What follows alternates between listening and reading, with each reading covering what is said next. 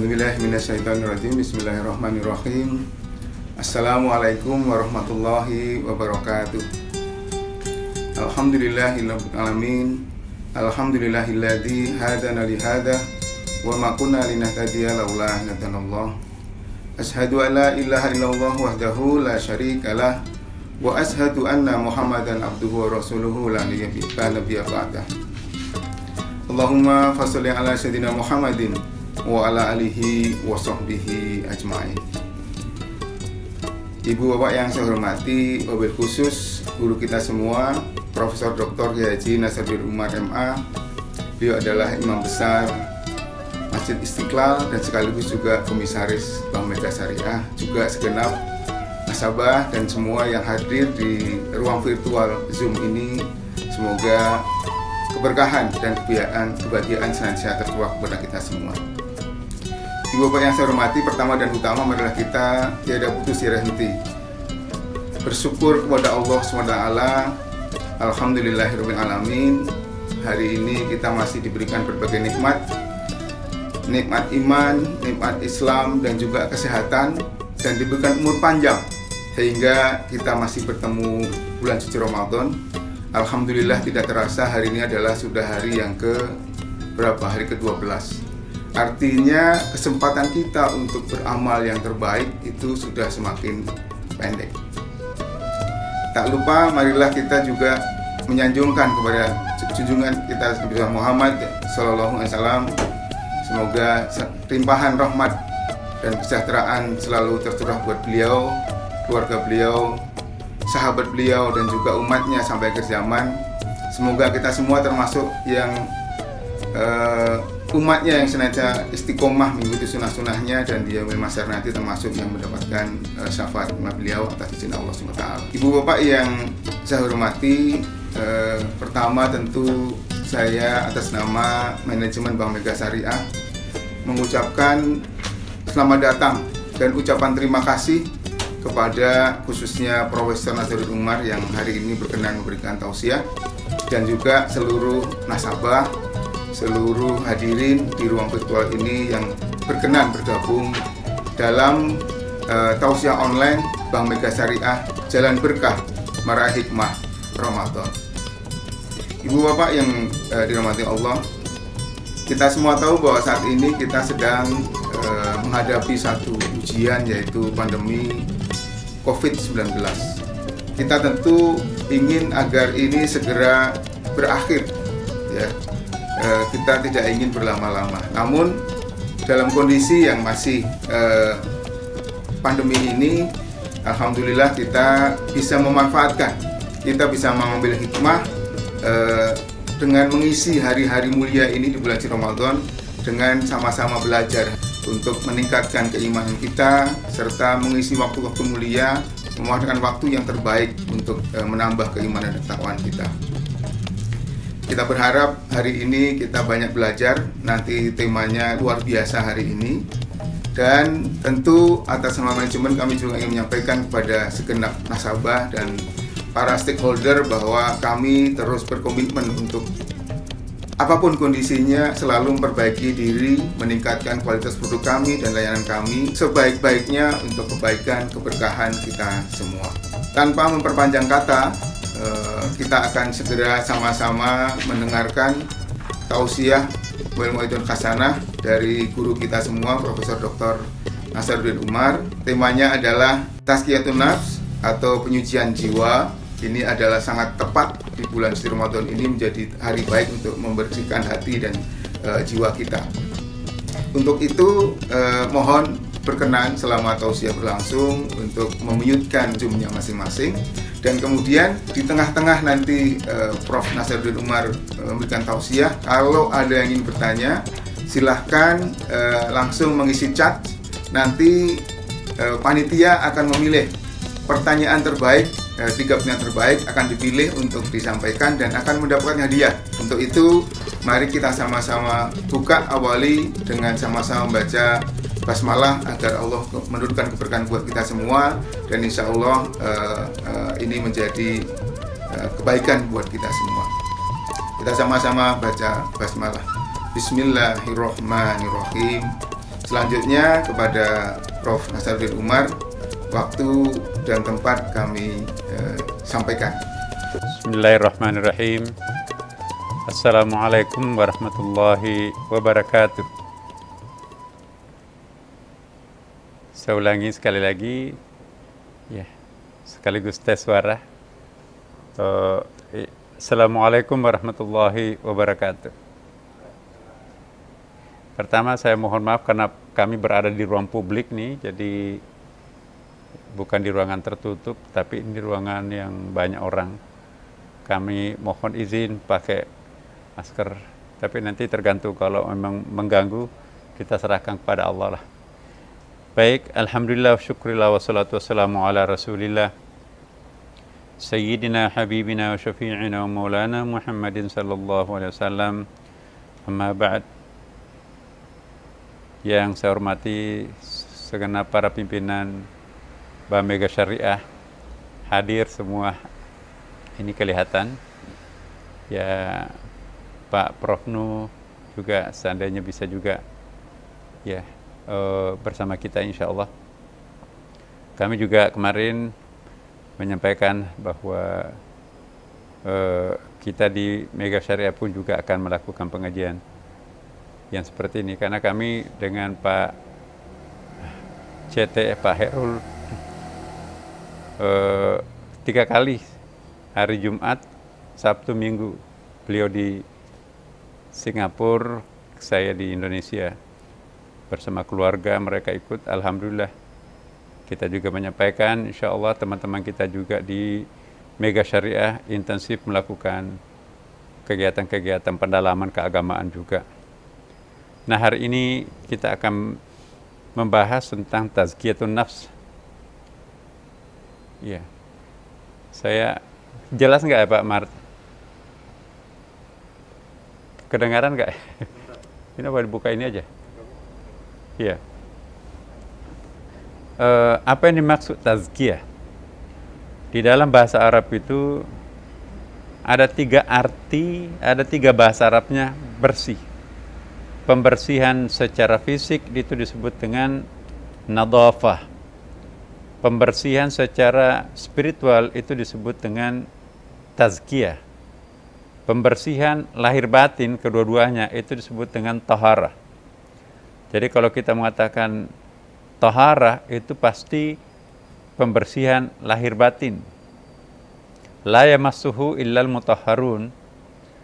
Jangan menyentuh kecuali dalam keadaan bersih. Artinya jangan menyentuh mushaf Al-Quran itu kecuali kita dalam pengertian bersih. Menurut Imam Syafi'i, yang dimaksud bersih di situ adalah bersih lahir batin, at-tazkiyah wan nadhafah. Karena itu mohon maaf, perempuan menstruasi atau orang dalam keadaan janabah tidak boleh menyentuh mushaf Al-Quran. Setelah bersih, mandi bersih baru bisa menyentuh mushaf Al-Quran. Tetapi menurut Imam Abu Hanifah, yang dimaksud at-tahara di situ ialah kebersihan batin, kesucian batin. Iya. Jadi kalau perempuan menstruasi atau nifas boleh menyentuh mushaf Al-Quran, yang penting hatinya bersih, pikirannya bersih. Nah, ini mungkin ada teman-teman yang baru dengar, sebab kita di Indonesia ini kan mazhab Syafi'i yang paling dominan Asia Tenggara.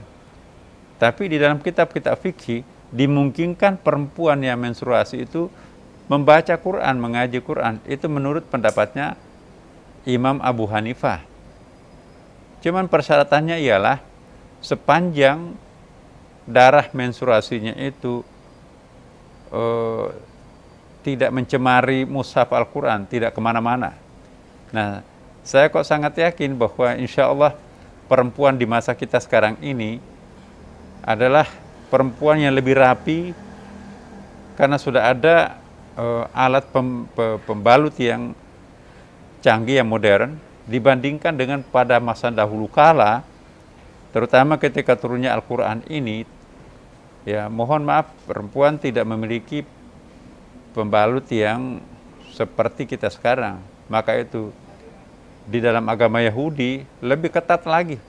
Malah perempuan yang dalam keadaan menstruasi malah harus di luar kotakan. Malah harus disimpan di tempat-tempat yang terpencil di dalam gua. Nah itu. Tapi bagi kita umat Islam di Indonesia, mayoritas Imam Syafi'i ini, memang sampai hari ini kita bertahan bahwa perempuan menstruasi itu tidak boleh menyentuh mushaf Al-Quran. Tetapi kalau di daerah-daerah tertentu seperti Turki misalnya, perempuan menstruasi boleh buka Quran, boleh baca Quran. Kenapa? Karena yang paling penting harus bersih hatinya dan pikirannya. Nah, kalau ulama berbeda pendapat, orang awam itu enak bisa memilih salah satu pendapat di antara dua mazhab itu. Nah, begitu. Apa yang dimaksud dengan tazkiyatun nafs? Pembersihan diri, pensucian diri, yaitu membersihkan pikiran, membersihkan perasaan, membersihkan jiwa, kalbu, ya, dari hal-hal yang membebani kemerdekaan hidupnya. Karena dalam Al-Quran itu kan banyak sekali penegasannya. Kalau orang itu memiliki beban, maka itu pasti tidak akan menjadi manusia merdeka. Larangan untuk melakukan dosa itu sebetulnya agar tercipta kemerdekaan, kemandirian seorang individu. Ya. Jadi otonomi manusia untuk memiliki dirinya sendiri itu sangat penting dalam agama Islam.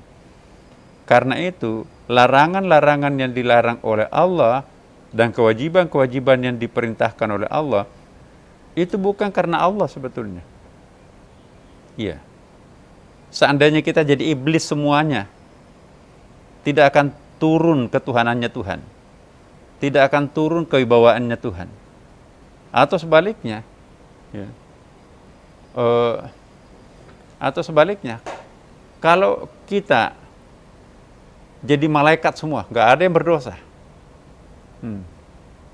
tidak akan bertambah ketuhanannya Tuhan. Tuhan seperti apa adanya, nggak pernah berkurang, nggak pernah bertambah disebabkan oleh ulah hambanya atau makhluknya. Tapi kenapa kenapa perintah-perintah itu disampaikan kepada kita? Itu demi untuk memanusiakan diri manusia itu sendiri. Nah, coba bayangkan kalau kita tidak ada hukum larangan zina, akhirnya kita bisa seperti kambing, nggak kenal induknya, anaknya. Satu orang laki-laki menurut para ahli biologi itu berpotensi untuk melahirkan 3.000 orang anak. Dan pernah itu terjadi, ada seorang yang memiliki istri hampir berapa itu?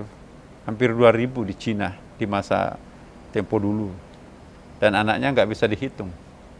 Nah, karena itu teman-teman, larangan itu semuanya untuk manusia itu. Ya. Bukan untuk Tuhan sebetulnya. Kenapa kita dilarang minum minuman keras, yang enak-enak kok dilarang? Yang susah-susah seperti puasa itu diwajibkan. Ya, coba manfaatnya kembalinya kepada manusia. Nah, karena itu tazkiyatun nafs di sini pertama yang harus kita lakukan adalah penghayatan kita terhadap makna ajaran agama ini. Gak mungkin kita bisa melakukan sesuatu pembersihan apapun lahir maupun batin kalau tidak ada kesadaran maknawi. Jadi kita harus cerdas, kita harus memahami apa yang kita lakukan. Selama kita nggak paham hikmah-hikmah di balik perintah dan larangan, berpusat dan bertujuan untuk memanusiakan manusia, maka itu nanti kita akan terbebani dengan ibadah. Salat, puasa membebani kita kan. Tapi kalau orang sudah mencintai puasa, mencintai salat, itu sudah merasakan sesuatu, ya tadi itu, kenikmatan sebagai umat manusia dengan Tuhannya itu. Nah, kembali lagi saya ingatkan bahwa langkah pertama untuk membersihkan batin ini, pembersihan fisik dulu. Nah, kalau kita dalam keadaan janabah mandi junub. Nah, bahkan fikih itu mengatakan kalau 100 tahun kita salat, tapi tidak pernah mandi junub, itu nggak ada artinya salat itu. Bahkan lebih ekstrim lagi, kalau caranya orang mandi junub, tidak ada niatnya, tidak sesuai dengan rukun syaratnya mandi junub, ketika ia dalam keadaan janabah, maka itu pun juga tidak akan ada artinya sholat yang dilakukan. Maka itu pemahaman mendasar terhadap basic knowledge agama Islam ini sangat penting. Secara fikih itu sangat-sangat ketat itu. Karena itu teman-teman jangan memandang enteng pengetahuan basic tentang keislaman.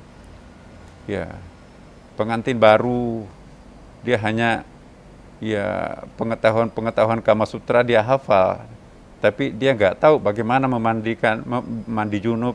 Itu kan ada persyaratannya. Tidak ada pembersihan batin tanpa ada pembersihan lahiriah. Jadi awali pembersihan batinnya itu dengan pembersihan lahiriah, berwudu, mandi junub. Nah, setelah itu nanti kita baru masuk membersihkan dosa-dosa kita. Misalnya dosa apa yang pernah kita lakukan. Mungkin kita pernah melakukan hubungan yang tidak sepantasnya, dilarang oleh agama. Atau mungkin kita pernah berbohong, pernah kita memfitnah orang. Nah, itu semuanya harus ditaubatkan. Maka itu anak tangga pertama untuk membersihkan batin kita itu, anak tangga pertamanya adalah kebersihan lahiriah, kemudian masuk ke dunia taubat. Dari taubat nanti itu muncul sabar, dari sabar nanti itu muncul apa yang disebut dengan syukur, dari syukur nanti itu muncul lagi apa yang disebut dengan ikhlas, ya. Kemudian dari ikhlas nanti itu muncul apa yang disebut ma'rifah, dari ma'rifah itu naik ke puncaknya itu apa yang disebut dengan mahabbah. Jadi anak tangga untuk sampai kepada penghalusan jiwa, kalbu, pikiran itu bukan sekaligus. Jadi yang pertama yang harus kita lakukan pembersihan lahiriah. Sudah kita bertaubat, sudah mandi junub, sudah mandi taubat dan seterusnya. Nah, kemudian kita melakukan pertobatan.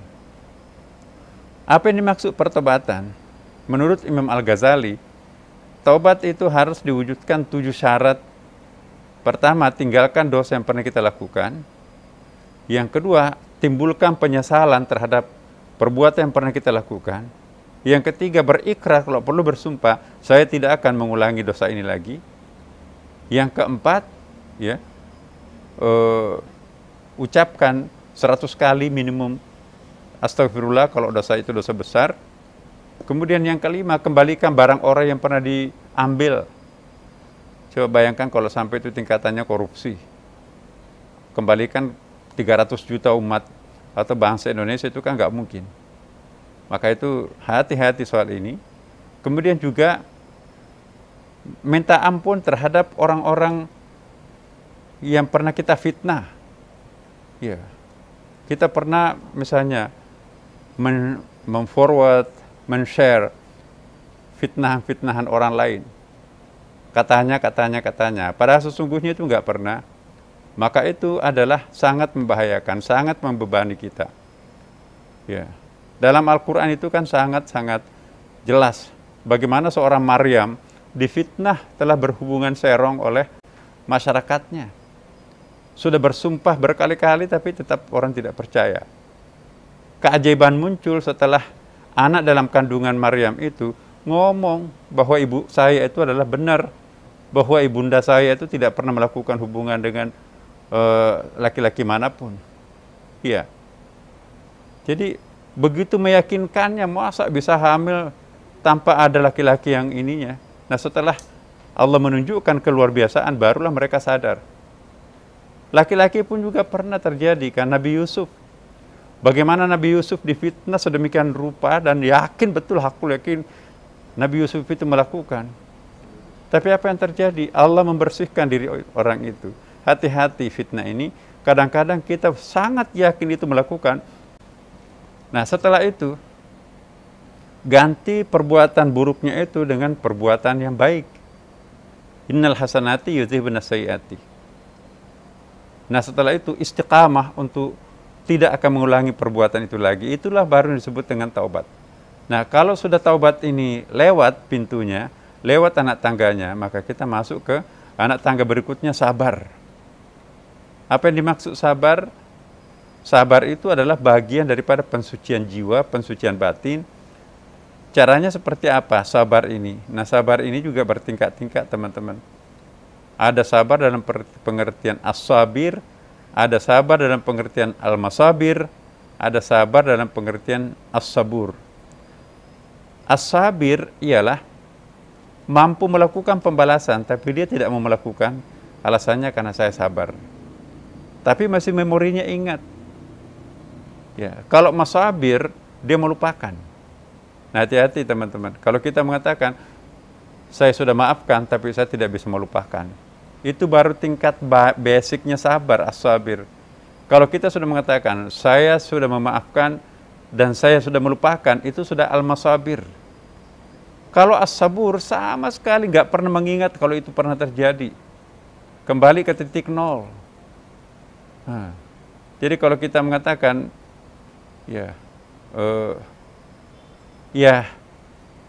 saya sudah memaafkan tapi saya tidak bisa melupakan, itu belum as-sabur. Yang as-sabur itu betul-betul tidak ada bekasnya sedikit pun, yang muncul adalah pemaafan semua total terhadap orang itu. Nah, orang yang sudah sampai ke tingkat as-sabur itu akan mendapatkan keajaiban hidup, keistimewaan di dalam perjuangannya, dimudahkan oleh Allah Subhanahu wa taala. Kemudian kalau sudah sabar itu muncul lagi apa yang disebut dengan syukur. Syukur itu juga adalah pembersihan batin, pembersihan rohani. Tanpa syukur kita nggak akan mungkin bisa sempurna pembersihan batin kita. Tapi syukur itu artinya memuji sebetulnya. Tapi memuji itu ada 3 tingkatan. Kalau memuji mulutnya, hatinya enggak, itu namanya tamadah. Lain di mulut, lain di hati. Kalau seperti yang ada dalam hatinya itu yang keluar memuji orang, itu namanya tahmid. Makanya itu alhamdulillahirabbil alamin, segala puji hanya bagi Allah Subhanahu wa taala. Itu tahmid. Tapi kalau memuji yang sempurna, yaitu disertai dengan action. Memuji tapi ada sedekahnya juga. Terima kasih ya, Anda telah mendoakan kami. Itu tahmid. Di promosi jabatannya, dia ajak teman-temannya untuk ditraktir makan buka puasa misalnya. Teman-teman, prestasi yang saya capai ini nggak mungkin tanpa partisipasi teman-teman. Ya, saya ajak nanti kita buka puasa di restoran mana, tapi sekarang nggak boleh kan. Nah, jadi itu tanda bahwa syukur itu bukan hanya dilakukan oleh mulut, tapi ada berbagi dengan yang lain. Share. Dikasih harta tapi tidak mengeluarkan zakat, alhamdulillah, itu tahmid, tapi itu belum bersyukur. La in syakartum la azidannakum. Yang dihargai Allah untuk diberikan tambahan itu ialah syukur, bukan tahmid. Ya. Kalau sudah naik jenjang syukur, naik lagi kita ke pembersihan yang paling halus, apa yang disebut dengan ikhlas. Tanpa memperbaiki kualitas keikhlasan kita, nggak mungkin kita sempurna menjadi seorang yang suci, seorang yang bersih. Nah, inilah tazkiyatun nafs ini. Lakukan secara serentak apa-apa yang tadi itu merupakan anak tangga pertama, 2, 3, 4. Nah, sekarang al-ikhlas. Apa yang dimaksud ikhlas? Ini paling gampang diucapkan tapi sulit diamalkan. Ikhlas yang paling sejati, tangan kanannya menyumbang tapi tangan kirinya nggak tahu siapapun. Apalagi keluarganya, apalagi orang lain, ya kan. Selama kita masih menikmati ucapan terima kasihnya orang atas prestasi yang kita lakukan, maka itu cacat itu, keikhlasan itu. Jangan bangga pada saat ada banyak orang berterima kasih terhadap kita, mestinya harus sedih. Jangan bangga pada saat kita dipuji banyak orang, harusnya bersedih. Kenapa? Ada 2 hal. Jangan-jangan amal yang kita lakukan itu bocor, ada riaknya. Makin banyak orang tahu kebajikan kita, makin sedikit kita terima pahalanya nanti di akhirat. Kenapa? Bahkan ada yang bawa ember bocor kan. Malaikat, pahala saya mana dulu? Oh, ini kamu bawa ember bocor ke akhirat nih. Maksudnya, ketika Anda dipuji, naik lehernya, itu kamu sudah ambil pahalanya, jangan cari di sini. Maka itu kita dinasihati. Tanamlah seluruh kebajikannya di bumi ketidakterkenalan, supaya nanti panennya nanti di akhirat. Segala amal kebajikan yang ditanam di atas bumi keterkenalan hanya akan panen di dunia, tidak akan panen lagi di akhirat. Jadi hati-hati kita. Kalau dulu kita bangga pada saat orang banyak berterima kasih kepada kita, sekarang bersedih. Ya Allah, salah alamat memuji. Mestinya yang harus dipuji hanya Engkau. Bukankah prestasi yang saya capai ini adalah dari Engkau? Nah, kalau kita menikmati pujian orang, berarti prestasi ini prestasi aku, bukan dari Allah. Nah, maka itu makin tinggi tingkatan ini, makin halus. Inilah yang disebut dengan hijab-hijab nurani nantinya itu kan. Bagi orang awam itu nggak ada masalah kok itu. Wajar kok orang berterima kasih. Tapi bagi orang yang makamnya tinggi enggak. Orang yang menikmati terima kasih dari prestasinya itu cacat keikhlasannya. Berarti masih bocor keikhlasannya. Maka itu tanpa nama itu sebetulnya itu lebih bagus. Tapi kalau ada kartu nama, itu ada maunya yang lain tuh. Jadi kita uang recehan tanpa nama, uang gede itu kartu nama kan. Nah ini gak boleh. Mulailah sekarang ini kita hijrah. Tinggalkanlah popularitas karena amal kita. Semakin tidak ada orang yang tahu amal kebajikan kita, maka insya Allah semakin utuh pahala itu kita akan terima nanti di akhirat. Tapi semakin banyak orang yang memuji kita terhadap kebaikan kita, itu pertanda bahwa jangan-jangan memang bocor. Jangan-jangan memang kita lakukan supaya ingin dapat pujian orang lain. Wajar kalau kita nggak dapat apa-apa. Makanya itu, uang recehan paling banyak masuk surga tuh. Uang gede malah enggak. Jadi kecil dan besar di mata Allah itu relatif. Uang saya recehan saya masukkan di kotak amal, tapi sangat ikhlas, nggak pernah saya ingat lagi, itu jadi uang besar nanti di akhirat. Tapi 1 miliar saya bantu kepada masjid itu, tapi ada niatnya supaya kamu memilih saya jadi anggota DPR atau pejabat di tempat ini. Nah itu menjadi uang kecil di mata Allah. Banyak fakta kan, malah nggak terpilih di situ, karpetnya digulung, nggak jadi nyumbang masjid itu. Ini apa ini? Jadi ikhlas itu sangat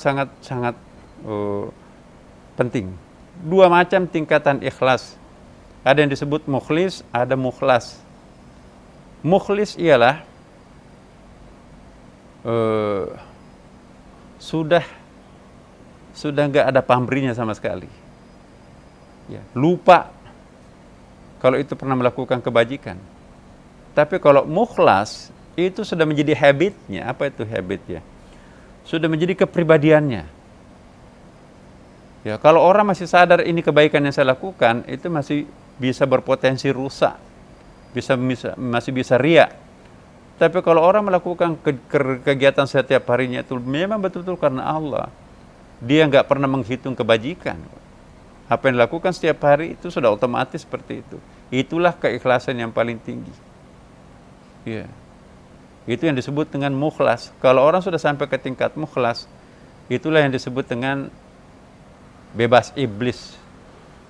Ya, iblis bersumpah pasti aku akan goda nanti anak cucu Adam. La ibadika minhumul mukhlasin, kecuali hambamu yang sampai ke tingkat mukhlas. Bukan mukhlis lah itu. Kalau mukhlis itu masih belum bebas setan, belum bebas iblis. Yang bebas iblis itu kalau sudah sampai ke tingkat mukhlas. Sama dengan syukur tadi kan. Syukur itu bertingkat-tingkat. Ada syukur, ada syakur. Kalau syukur itu mensyukuri nikmat. Tapi kalau syakur, mensyukuri apapun yang datang dari Allah, termasuk musibah yang datang, corona yang datang, syukuri semua. Karena tidak ada yang berasal dari Allah itu sesuatu yang negatif, semua pasti positif. Karena itu teman-teman perlu kita ingat bahwa untuk memperbaiki kondisi batin kita yang mungkin bermasalah, ya memang kita harus melakukan penyadaran diri. Secara teknis jangan terlalu banyak bicara, ya, jangan terlalu banyak memforward sesuatu yang mungkin tidak ada gunanya. Karena handphone kita itu kita masih perlu pertanyakan, handphone itu malaikat atau iblis buat kita? Kalau handphone itu lebih banyak mengganggu kita untuk mengingat Allah, itu iblis. Tapi kalau handphone itu lebih banyak mengingatkan kita kepada Allah, maka itu malaikat. Saya ingin tanya kepada kita semua, teman-teman. handphone di tangan kita itu lebih banyak mengingatkan kita kepada Allah atau lebih banyak mengingatkan kita kepada yang selain Allah? Nah, ini satu pertanyaan besar buat kita semua. Yang bisa menjawab itu adalah kita sendiri. Iya. Handphone itu kan ada Qur'annya, ada doa-doanya. Bagus. Tapi jangan-jangan kita lebih sering memegang handphone, lebih lama memegang handphone daripada Al-Quran. Saya ingin tanya pada diri kita semua masing-masing di sini. Lebih betah, lebih lama kita pegang handphone atau Quran? Kalau lebih lama kita pegang Quran, alhamdulillah. Ya. Tapi kalau berjam-jam, apalagi sekarang ini kan, kita kerja di rumah kan, nggak pernah bisa dengan handphonenya. Sampai baterainya itu cas terus itu. Pulsanya pun juga habis itu. Mengingat siapa? Sementara Qur'annya baca sebentar, bersekian halaman, tutup lagi. Nah, saya ingin mengingatkan kita semuanya, kalau ingin mendapatkan manfaat daripada bulan suci Ramadan ini, bulan Ramadan kali ini adalah istimewa karena ada tantangannya. Semakin berat sebuah ujian, semakin tinggi kelas yang dinaiki. Tidak ada kenaikan kelas tanpa ada ujian. Anggaplah sekarang ini kita sedang ada ujian corona di luar kita, di dalam rumah kita berpuasa. Coba kita tinggal di rumah kan, tapi kulkas penuh. Halal itu, tapi kita nggak boleh makan. Bahkan ada istri kita, itu juga halal, tapi kita nggak boleh melakukan di siang hari Ramadan. Di luar ada corona, ini tantangannya berat. Jadi kalau kita nggak bisa berubah bulan Ramadan kali ini, apalagi yang akan merubah diri kita nanti kelak. Nah, saya ingin kembalikan kepada teman-teman. Ini permulaan muqaddimah daripada pembersihan jiwa, kalbu, pikiran. Mulailah dengan membersihkan fisiknya. Perhatikan anak tangga tadi yang ini. Tinggalkanlah buruk sangka kepada orang, apalagi fitnah-fitnah. Sebab hanya Allah yang tahu. Ya. Kemudian juga mari kita mencoba memperbanyak kualitas pribadi kita, baca Quran, banyak baca zikir, ya, kemudian seterusnya. Mari kita mendoakan perusahaan tempat kita bekerja, mari kita doakan orang tua kita, dan juga mari kita berdoa menjadi manusia yang benar di masa akan datang. Semoga ada manfaatnya untuk kita semuanya. Demikian, wassalamualaikum warahmatullahi wabarakatuh.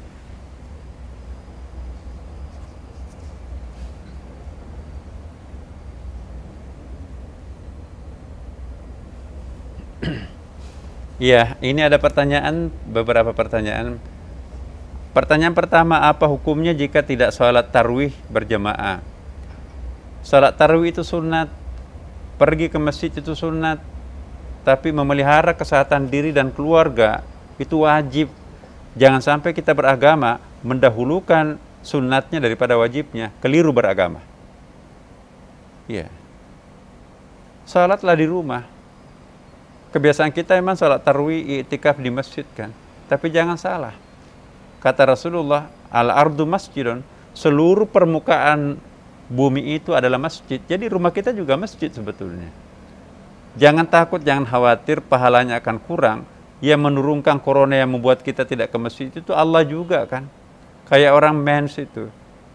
Jadi jangan takut nanti menggantikan di luar Ramadan nanti pahalanya kurang. Allah yang menyebabkan orang haid kok. Soal pahalanya berapa, itu sangat digantungkan oleh beliaunya. Nah, kita juga mau ke masjid, tapi kita tidak boleh.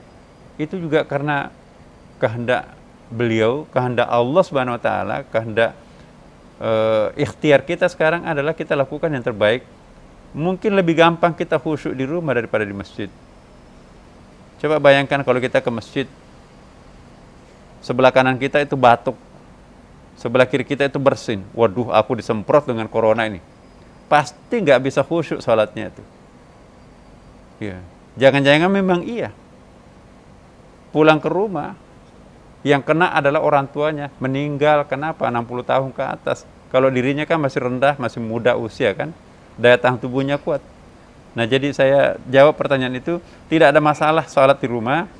Kemudian yang kedua, dua pertanyaan dari Toys ya Pak? Iya.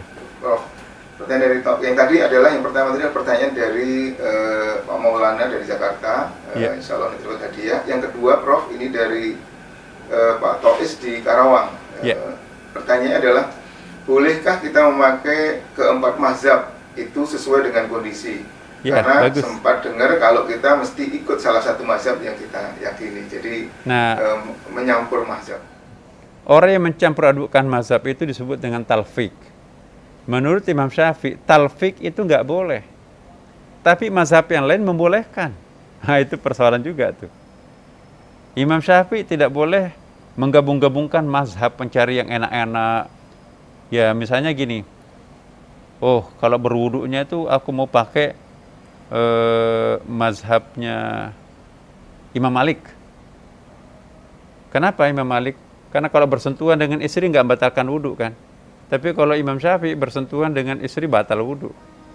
Jadi cara membatalkan wudhunya itu dia menggunakan Imam Malik. Tapi cara berwudhunya dia mau pakai Imam Syafi'i. Imam Syafi'i itu berwudhu kan cuma begini aja. Nah, tapi kalau Imam Malik berwudhu harus dibersihkan semua ini. Yaitu kalau pakai kondek buang bukan dibuang. Buka kondeknya dulu itu. Yaitu wudhunya Imam Malik. Nah, namanya talfik itu mencari yang enak-enak. Membatalkan wudhunya itu dia pakai Imam Malik, tetapi cara berwudhunya dia pakai Imam Syafi'i. Itu namanya talfik, mencari yang gampang-gampang dalam beragama itu nggak boleh. Nah, konsistensi ini perlu. Itu menurut mazhab Imam Syafi'i. Nah, pertanyaannya, apakah boleh kita menggabung? Boleh, asal itu ada qarinah, ada darurat yang membolehkannya. Ya kan? Seperti salat Jumat. Imam Syafi'i baru bisa disebut salat Jumat itu kalau 40 orang. Iya kan? Tapi Abu Hanifah di atas 3 orang laki-laki itu sudah bisa salat Jumat. Nah, sekarang tidak boleh salat Jumat. Ada hadis kan? 3 kali berturut-turut laki-laki tidak salat Jumat, dikhawatirkan wafat nanti dalam keadaan wafat mati jahiliyah. Ya. Akhirnya ada orang berinisiatif begini. Udah di rumah itu ada bapak, ada anak, ada supir, ayo kita salat Jumat. Itu Hanafi boleh. Tapi sesudah salat Jumat, dia qamat lagi, salat duhur lagi. Ya, jadi dua-duanya masuk. Jumatnya ada, duhurnya juga ada. Karena menurut Imam Syafi'i tidak sah salat Jumat itu kalau hanya 3 orang. Jangan dianggap itu salat Jumat. Tapi Abu Hanifah itu jamak. Jamak dalam bahasa Arab itu di atas 3 kan. Nah, itu perbandingan mazhabnya seperti itu. Nah, pertanyaan ketiga, Mas. Ya, terima kasih, Bro. Tadi, yang ketiga adalah dari Mas Aldi di Jambi. Kita sering mendengar kata ikhlas dan ridho. Mohon penjelasannya, Prof. Ini ikhlas dan ridho. Iya. Ridho itu di atasnya ikhlas sebetulnya. Lebih mikro. Kalau saya tadi tidak menggabungkan ridho dengan menggabungkan ridho dan ikhlas. Ridho itu lebih tinggi daripada ikhlas. Tapi ma'rifah lebih tinggi daripada ridho. Mahabbah lebih tinggi daripada ma'rifah. Urutannya seperti itu. Tapi tarekat yang lain mengatakan yang paling tinggi itu adalah ma'rifah. Zunnun al-Misri menganggap ma'rifah paling tinggi. Imam Al-Ghazali menganggap ma'rifah paling tinggi. Tapi sufi lain termasuk juga Rabi Adawiyah yang paling tinggi adalah mahabbah, rasa cinta kepada Allah Subhanahu wa taala. Allahu a'lam. Peringkat-peringkat puncak itu kan halus sekali. Terserah Allah Subhanahu wa taala. Nah, jadi ini pertanyaan satu muncul, apakah ada cara menggugurkan dosa-dosa kita di masa lampau? Caranya adalah innal hasanati yudhibun sayyiati. Lakukanlah kebajikan, niscaya itu akan gugur dosa itu dengan sendirinya. Jadi jangan hanya istighfar, jangan hanya bertobat, tapi tetap melakukan perbuatan-perbuatan itu nggak bisa. Ganti perbuatan buruk itu menjadi baik. Itulah yang disebut innal hasanati yudhibun sayyiati, mengganti amal keburukan itu menjadi amal-amal baik. Dulu pelanggan dosa maksiat, sekarang pelanggan amal-amal kebajikan. Itu cara untuk memperbaiki masa depan kita yang tersisa. Iya. Terima kasih, Prof. Sudah 3 pertanyaan, termasuk 1 bonus tadi yang Prof langsung baca. Jadi sekali lagi buat Pak Maulana di Jakarta, Pak Tois di Kerawang, Pak Aldi di Jambi, nanti hadiahnya akan diberikan menyusul. Dan alhamdulillah sekali lagi kita ucapkan terima kasih kepada Prof Nasaruddin Umar yang sudah memberikan materi yang luar biasa. Ini banyak term-term atau istilah atau sentence baru yang mungkin kita perlu selami. Misalnya kalau kita berbuat itu tanam di bumi ketidakterkenalan. Wah, supaya kita benar-benar bisa ikhlas. Dan kita juga mengenal tingkatan-tingkatan. Ternyata untuk melakukan tazkiyatun nafs itu ada, ini baru 5 tingkatan ya Prof, masih ada tingkatan selanjutnya dari fisik, kemudian untuk tobat, sabar, syukur, kemudian baru ikhlas. Dan syukur pun ada tingkat-tingkatannya, ikhlas juga ada tingkat-tingkatannya. Luar biasa sekali, semoga kita masih bisa belajar lagi di lain kesempatan. Dan tentu kami atas nama manajemen mengucapkan terima kasih kepada Prof Nasar. Terima kasih juga kepada seluruh partisipan, khususnya adalah para nasabah Bank Mega Syariah. Dan jangan lupa untuk saksikan terus tausiah online Bank Mega Syariah Jalan Berkah Merah Hikmah Ramadan. Bagi yang ketinggalan di tausiah sebelumnya, bisa melihat di channel YouTube kami, YouTube Bank Mega Syariah. Insya Allah di sana banyak pelajaran, dan juga ikuti juga di sosmed kami, baik di IG, di Facebook, juga tentu saja di YouTube. Sekali lagi terima kasih, semoga menjadi kebaikan kita semua, menjadi benar-benar jalan berkah.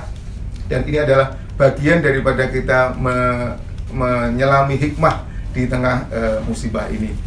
Kita tutup dengan sama-sama membaca hamdalah, alhamdulillahirabbil alamin, dan doa kaftul majelis. Subhanakallahumma wa bihamdika asyhadu an la ilaha illa anta astaghfiruka wa atubu ilaik. Assalamualaikum warahmatullahi wabarakatuh.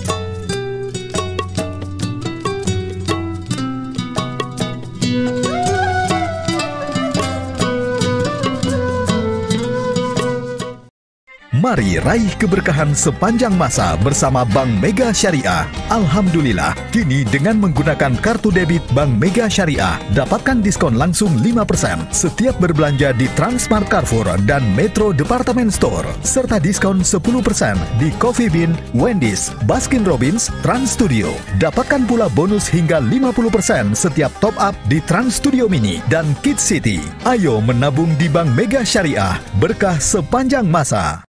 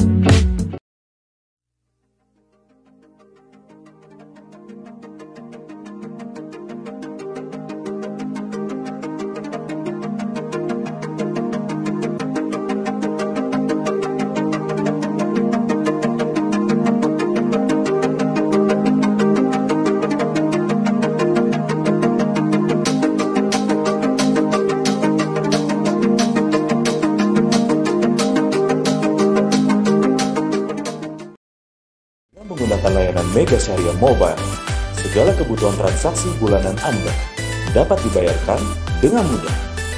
Selain itu, Anda juga bisa membayarkan zakat, infak, sedekah, wakaf, kurban, dan donasi di beberapa lembaga amanah yang sudah bekerjasama dengan Bank Mega Syariah.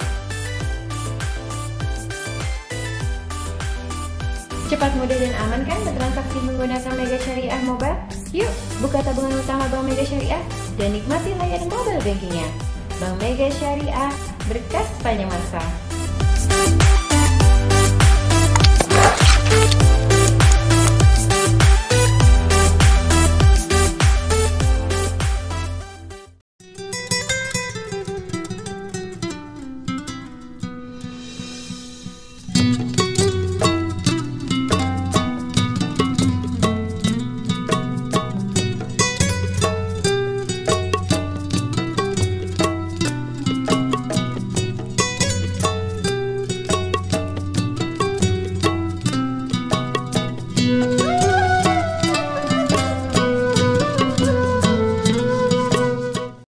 Mari raih keberkahan sepanjang masa bersama Bank Mega Syariah. Alhamdulillah, kini dengan menggunakan kartu debit Bank Mega Syariah, dapatkan diskon langsung 5% setiap berbelanja di Transmart Carrefour dan Metro Department Store, serta diskon 10% di Coffee Bean, Wendy's, Baskin Robbins, Trans Studio.